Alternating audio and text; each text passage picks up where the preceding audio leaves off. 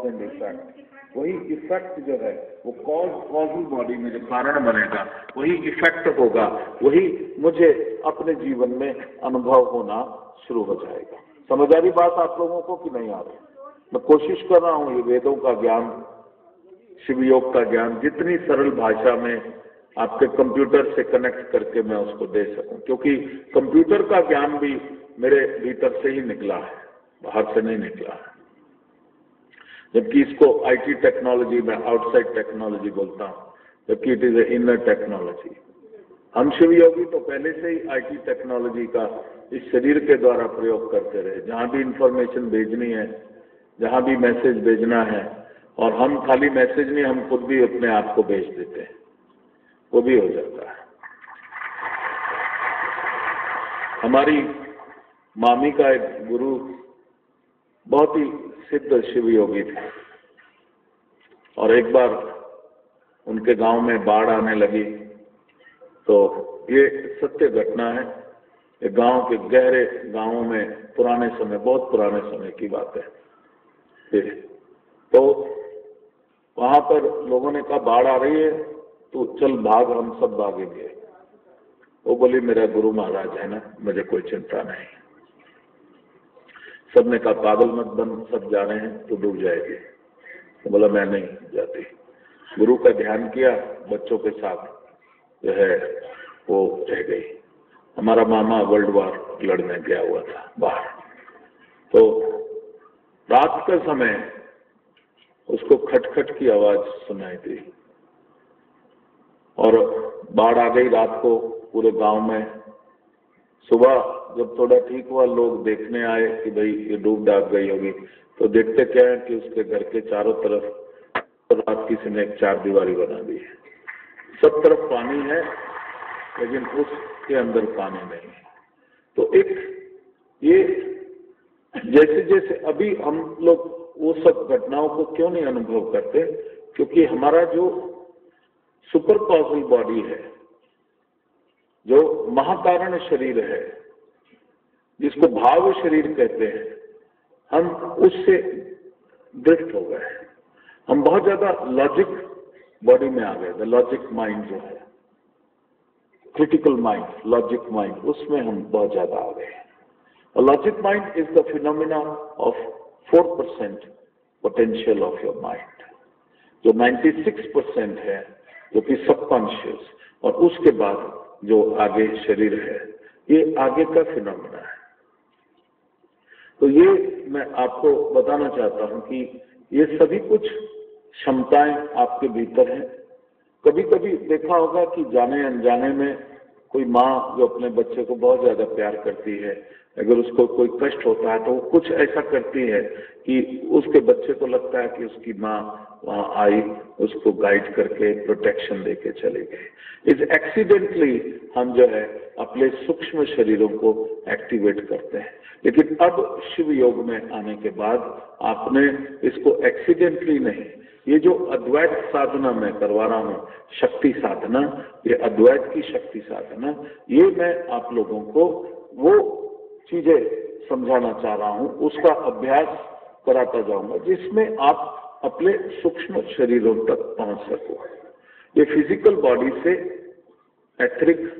Etheric body से mental body, mental body से astral body, astral body से causal body, causal body से super causal body. तो ये 5 शरीर है। और सुपर कॉजल बॉडी के बाद कौन बचता है? मैं बचता हूं। इतना powerful causal body, super causal body होने के बावजूद मैं उससे भी ज्यादा पावरफुल हूं, क्योंकि मैं स्वयं, हमारे वेदों में लिखा है अहम ब्रह्मास्मि, मैं ही रचयिता हूं, और फिर लिखा है मैं स्वयं प्रकाशित हूं। I am self illuminated. मेरे को बाहर किसी से, जैसे चंद्रमा को प्रकाशित होने के लिए सूर्य की आवश्यकता है, मुझे प्रकाश लेने के लिए किसी की आवश्यकता नहीं, मैं स्वयं प्रकाशित हूं। और यदि मैं अपने सारे रास्ते साफ कर दूं तो वही प्रकाश जो आत्मा का प्रकाश है वो मेरे इस जीवन में अगर आ जाता है तो सच्चित आनंद, मुझे दुख कष्ट हो ही नहीं सकता, रोग हो ही नहीं सकता, दरिद्रता आ ही नहीं सकती, झगड़ा हो ही नहीं सकता। जीवन सच्चित आनंद है। बात समझ आ रही है कि नहीं आ रही? मैं इसको दोबारा से रिपीट करता हूं, जो वेदों में लिखा है। प्रत्येक मनुष्य जो है उसके 5 शरीर हैं। स्थूल शरीर अन्नमय कोश, सूक्ष्म शरीर प्राणमय कोश, और सूक्ष्म शरीर मनमय कोश।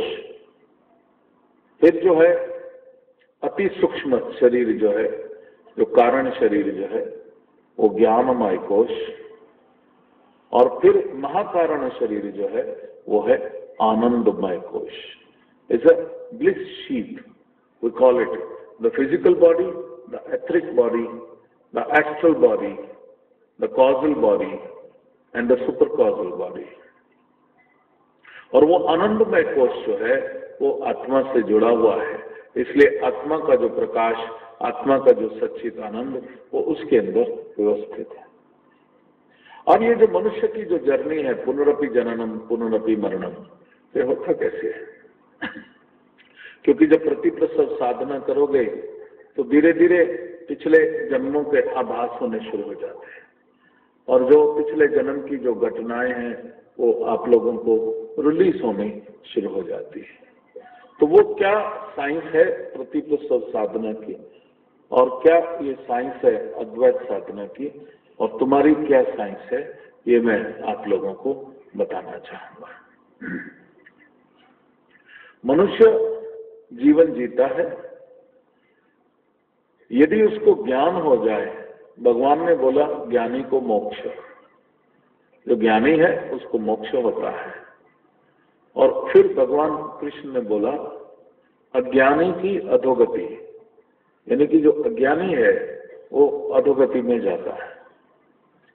जो मनुष्य ज्ञानी है उसको ये ज्ञान हो जाता है कि ये शरीर मेरा है, लेकिन मैं कोई और हूं, मैं इससे बहुत ऊपर, इससे ज्यादा ज्योतिर्मय, इससे ज्यादा शक्तिशाली, मैं ही वो परम परमात्मा का अंश हूं। लेकिन जिसको ज्ञान नहीं होता, ज्ञान नहीं होता तो फिर जो इंद्र है वो इंद्र से वशीभूत होता है। इंद्र मतलब इंद्रियां, इंद्रियां यानी कि स्वाद। किसी को स्वाद होगा भूख का, तो ये अच्छा खा लूं, जितना है वो खा लूं। किसी को जो वासना होगी वो सेक्स की वासना होगी, किसी को वासना होगी तो घृणा करने की वासना होगी। वो हर किसी को हेटर्ड ही करेगा, घृणा ही करेगा, प्रेम कर ही नहीं सकता। किसी को वासना होगी तो क्रोध की वासना, वो क्रोध पालते हैं।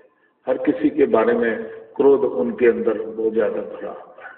तो ये वासना शरीर के अंदर जब रहती है तो पहले तो जीते जी ये बोला गया है कि पुण्य कर्म करोगे तो स्वर्ग में जाओगे, पाप कर्म करोगे तो नरक में जाओगे। ये नरक और स्वर्ग बाहर नहीं है, ये पहले यहीं पर ही है।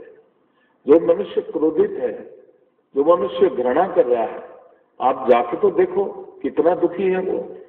सब कुछ होते सोते भी वो जो है कष्ट में है। अगर किसी को वासना प्रबल है लेकिन समाज है वो नहीं कर सकता, तो वो उसी में ही जल रहा है, पीड़ित हो रहा है। किसी को स्वाद का ही वो है और शरीर स्वस्थ नहीं है तो भोजन देख देख के तरस रहा है, ये भी नरक ही है। जो कुछ इच्छा हो रही है और इच्छा की पूर्ति नहीं हो रही वो नरक है, क्योंकि इंद्रियों से वशीभूत है। वो इंद्रियां जो है वो चाहता है कि मेरे को, लेकिन अगर इन इंद्रियों को ज्ञान इंद्रियों से जोड़ा जाए, ये जो कर्म इंद्रियां हैं, यदि इनको यानी कि कहीं ना कहीं एक डिस्कनेक्शन हो गया है। किसी को नशा करने की लत हो जाती है, वो उसको मालूम है ये मेरे लिए बुरा है, लेकिन कोई नशा कर रहा है, कोई ड्रिंक पिए जा रहा है। ये सारी वो इंद्रियों से वशीभूत है, क्योंकि इंद्रियां वो ज्ञान इंद्रियों से नहीं जुड़ी।